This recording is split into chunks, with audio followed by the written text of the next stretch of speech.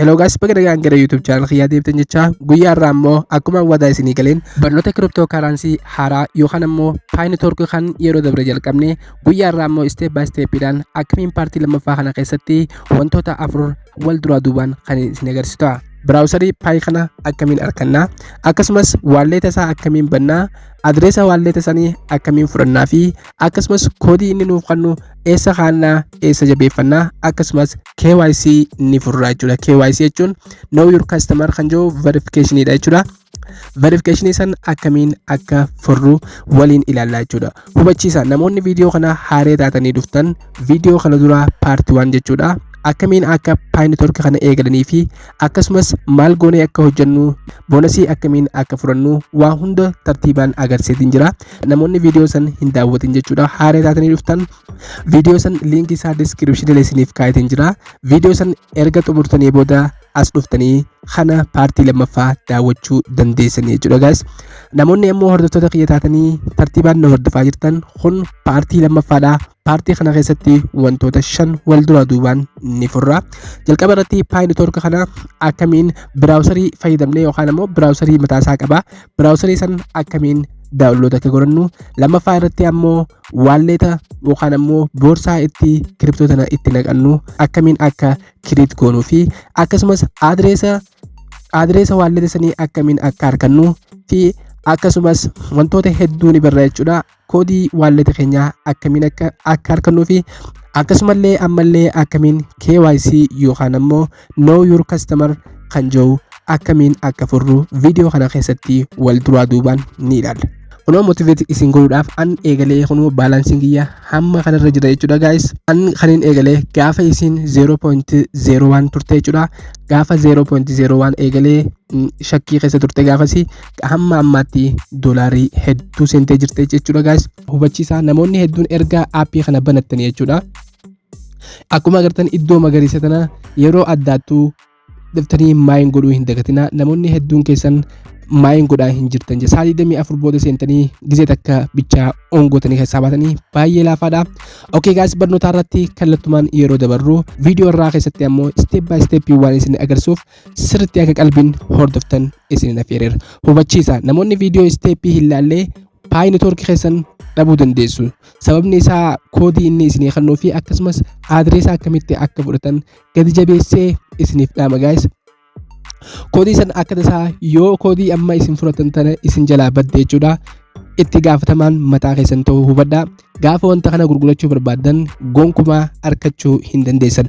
Kanaafuu namoonni waalleeta paartii kanarratti jirtan sirriitti qalbii takkaan hordofuu hin dagatinaan. Wanti kun baay'ee securityidha, baay'ee cimaadha. Akka tasaa waalleeta yookaan ammoo adreesa inni isiniif kennu yoo qabaattanis ta'e jechuudha. Gaafa maallaqa asirraa kiriptoo tana achirraa achi dabarsitan waalleeta san keessatti paaswordii waalleeta sanii yoo hin qabaanne 100% guutumaan guututti dhabdanii jechuudha. Kanaafuu koodiin san eessaa argannaa fi akkasumas eessaa akka kaannu wal duraa duubaan waan isin agarsiisuuf viidiyoo kana steppiin isin agarsiisu akka sirriitti hordoftan gadi jabeessee isiniif dhaama. Gara viidiyoo har'aatti kallattumaan haa dabarru.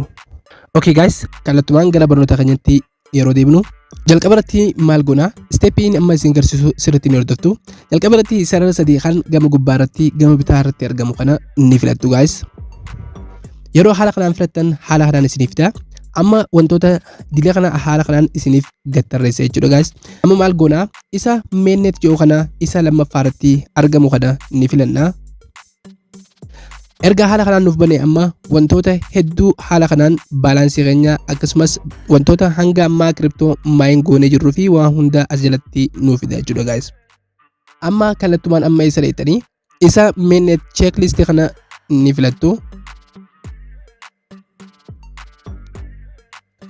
Amma haala kanaan erga nuuf fidee booda steppii takka hanga meeqaa qaba? Takka hanga 8 qaba. Steppii kana hunda furuu qabda jechuudha. Jalqaba irratti maal goona? Isa download Pi browser app isa jiru kana tokkoffaa irratti jechuudha. Isa kana ni dabarfanna. Start isa jiru kana ni filanna. Sana booda sign in to Pi browser kan jiru kana ni filattanii. Haala kanaan erga isa sign up to browser jedhamu kana ergee filattanii booda haala kanaan wantoota hedduu isinii ol baasa. Kanarraa amma kan filattu isa Chrome kana filattu jechuudha. Chrome kana yeroo filadhu kallattumaan eessatti na dabarsa. Haala kanaan kallattumaan karaa Play Store kiyyaa na dabarsa.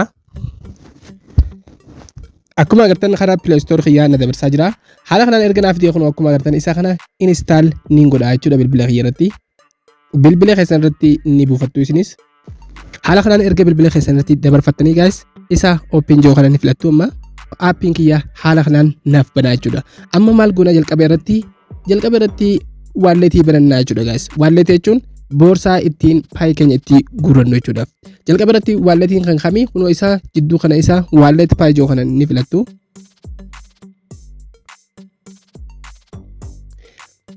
Haala kanaan erga wallet paayii fidattanii haala kanaan isinii fida. Steppii lama isinii fida.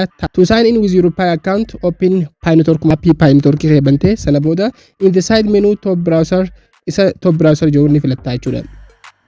Haala kanaan amma as kam goota as keessa ni baana. Sana booda maal goona ni seenna Pi Network keenya seenna jechuudha appii keenya.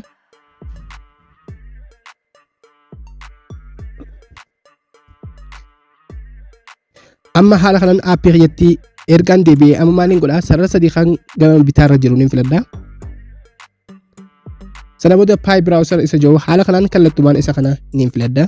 Amma steppii kana irratti maal gootu reefuu gizee appii dabarfannu sign in to Pi browser jennee amma immoo isa alternative sign in jiru isa gama jalaa kana ni filattu.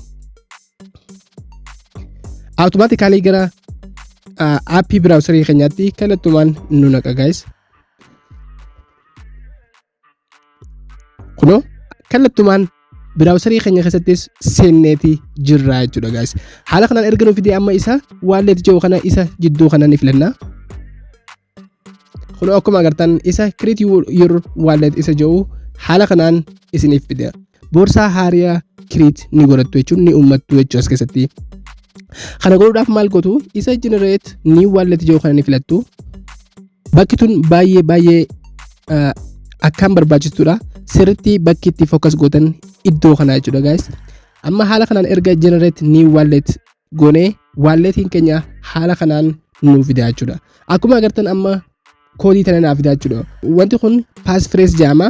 Koodii tana qabattanii jechuudha bakka itti amanamaa takka kaa'attan sirriitti hubadhaa.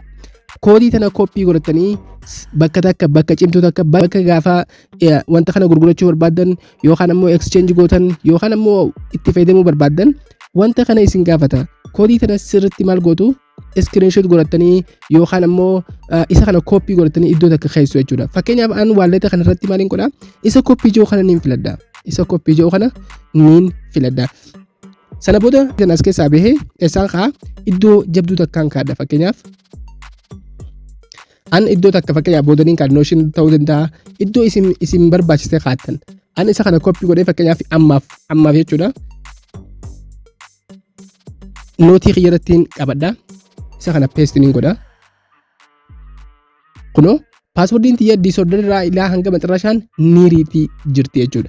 Haala kanaan ergaan qabadhee booda isa kana save egaan godhadhee booda amma maalittiin deebi'a wallet kiyya deebi'a. Haala kanaan ergaan save godhee haala kanaan maaliin godha amma wanta kana koodii tana jabeeffachuu keessan erga mirkaneeffattanii ergan haala kanaan mirkaneeffadhee save godhachuusaa booda na gaafata waan ta'eef isa I saved my passphrase isa jiru kana niin filadha. Kunoo akkuma agartan amma haaratti na gaafata jechuudha. Fakkeenyaaf unlock walletii kee banachuudhaaf koodii sana asitti galchinaan ja'a. Kana maaliin godha qaqqabee ta'an paste niin godha. Kunoo akkuma agartan koodii reefuu niin godha. Sana booda maaliin godha unlock with passphrase isa jiru kana niin filadha. Haala kanaan erga naaf ta'ee kunoo wanti kun adreesa yookaan ammoo bakkiin coinitiyee itti dabarfadhu jechuudha. Maal gootu kana copy ni godhattu jechuudha. Kana gonkumaa hin cinqabdan yeroo hundee asirra jira. Wanni isin irratti cinqabuu qabdan koodii jalqabaa sana jechuudha. Fakkeenyaaf adreesa akka fakkeenyaaf bitcoin fudhachuu barbaadde adreesa si gaafata. Akkasumas kiriptoolee garaagaraa jechuudha. Kanneen akka USDT fudhachuufis, TRC fudhachuu fi wanneen kana garaagaraa fudhachuuf maal si fayyada? adreesa si fayyada jechuudha. Kun amma erga koodii ta'ee baaftee awutomaatikaalii kan siif kennameedha. Asirratti booda dabarfachuudhaaf kana si gaafata. Waalleeta keessan argachuudhaaf ammoo paaswordii jalqabaa san isin barbaachisa. Sirriitti dhageeffadhaa. Yoo isin hin galle komentii irratti na beeksisaa. Karaa telegiraamaatiin na quunnamuu dandeessu, akkasumas karaa instaagiraamaatiin na quunnamuu dandeessu. Namoonni wanni amma isin hin jiru yookaan ammoo asirratti rakkoon isinirratti uumame kamiyyuu karaa instaagiraamaa kiyyaan na quunnamuu yookaan ammoo telegiraama kiyya diiskiripshinii ilaa kaayatiin jira achiin na quunnamuu dandeessu. Amma erga haala kanaan goone kanaas maaliin godhaa koppiin godhadha. Kanaaf gonkumaa hin yaaddeenaa jennee jirra. Sana booda maaliin godhaa isa kontiiniyuu jiru kana niin filadha. Waalleen kiyya guutumaan guututti naaf banamee jira jechuudha. Amma asirratti koinii tiyya yookaan ammoo paayinetoorkii tiyya yeroon barbaadetti asitti niin kuufadha. Ergaan isteeppii inni na gaafatu fixe asirratti niin kuufadha jechuudha guys. Amma booda harka keessan seentee jirti jechuudha. Haala kanaan akkasitti asumatti boonasii isinii kanna wantoota lama haala kanaan fudhachuu dandeessu. Yoo paayinetoorkii kana fudhachuu barbaadan haala kanaan isa send and receive jiru kanaan tuqaastu. Send and receive yeroo tuqaastan karaa lamaan isinii fida. Waalleetaan fudhachuu feetamoo iskaan yookaan ammoo QR koodiidhaan fudhachuu barbaada sinjaa haala kanaan waan itti dabarfatanii isinii beeka. Haala kanaan waalleeta fixanneeti jirra jechuudha guys. Waalleen keenya awutomaatikaalii nu kennamee jira. Amma waalleeta guutumaan guututti banannee jirra jechuudha. Baga gammaddanii waalleeta fixannee jirra jechuudha. Amma maal goonaa as keessaa ni baana. As keessaa baanaa isa deebina karaa paayinetoorkii teenya deebina. Erga haala kanaan paayinetoorkii keenya seennee maal akka goonu ammas isteeppii lama waliin ilaalla. Isteeppii kana dhumuusaa raayitiin kan nu qabaachuudha. Amma kan ilaaluudhaaf maal goona isa sarara sadii kan gubbaarratti argamu kana ni filanna. Sana booda isa mainnet jedhu kana ni filanna. Amma maal goona isa mainnet checklist isa jedhu kana ni filanna guys. Wow guys. Amma haala kanaan isteeppii lama xumurree jirra jechuudha. Akkuma agartan isa isteeppii lameen kana xumurree jirra. Takkaffaaratti biraawusarii buufannee completed. Congratulations. Lammaffaarratti ammoo create pi wallet keenya banannee jirra. Baga gammaddanii jechuudha. Isteeppiin itti aanu ammoo isa confirm your pi wallet isa jedhu kana. Isa kana maal gootu ni filattu. Erga haala kanaan fidii amma maal gootu koodii ta'ee tareefuu isa jalqabaasan jechuudha. Hubadhaa. Koodii jalqabaasan asirratti paste ni gootu. Koodii jalqabaasan isa argattu bakka reefuu tana save godhattanii jechuudha. Bakka reefuu tana save godhattanii fudhattanii isa kana maal gootu asirratti save gootu. Fakkeenyaaf waan irratti godhe dhaqee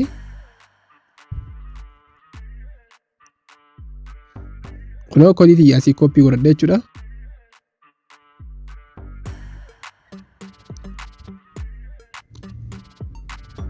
Kunoo koodii xiyyata jalqabaasan jechuudha. Maaliin godhaa paste asitti niin godhaa. Qabeeni ta'an sana booda koodii xiyyaasitti paste niin godhaa. Erga haala kanaan paste godhanii isa confirm your wallet jedhu kana ni filattu.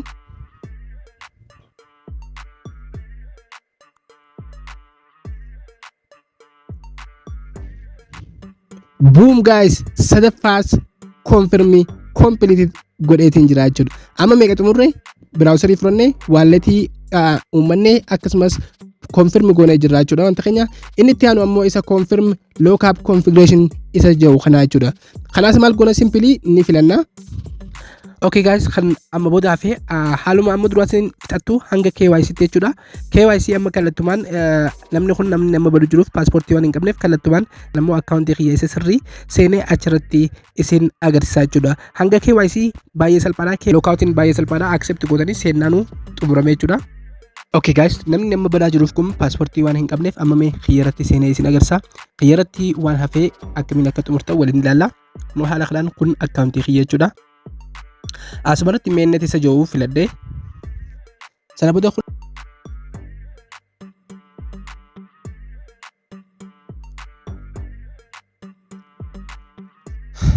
haala kanaan checklistii kiyya load nin seenaa.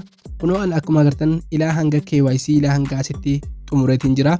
Kan itti aanu ammoo KYC resultiidha kan inni automatically naaf godhu. Wanni lameen jalaa kun akkuma agartan automatically isiniif accept ta'a jechuudha. Eega paaspoortii keessan irratti ol baaftanii jechuudha. Hubachiisa yeroo paaspoortii ol baaftan paaspoortii keessan sirriitti ka'uu qaba. Akkasumas yeroo calalaqa yookaan ammoo ifa adda addaatiin hin godhinadha. Tara hedduu yaalatiin ture. Haala kanaan na didee ture jechuudha. yeroo paaspoortii kaaftan silkii teessan iskiriina kaameeraa isaa sirriitti qulqulleessuudhaan akkasumas footoo kaastanii jechuudha. Asirratti gaddisuu dandeessanii paaspoortii kiyyaa amma asirratti isin agarsiisu xiqqishoo information kiyyaaf gaarii miti jeetiin kaa jechuudha guys.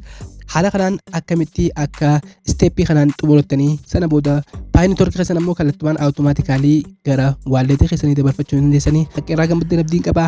Namoonni kamiyyuu yaadas ta'ee gaafii qabaattan karaa komentiin na dubbisuu hin dagatinaa. Namoonni ammoo karaa kallattiitiin na qunnamuu barbaadan karaa Facebook yookaan ammoo telegiraamii kiyya liinkii description isiniif kaa'een jira. Haala saniin na qunnamuu dandeessu. Gaafis ta'ee yaada kamiyyuu qabaattan bilisaan na qunnamuu ni dandeessu guys. Haga viidiyoo biraatii walitti deebinutti nagayaan naa tura.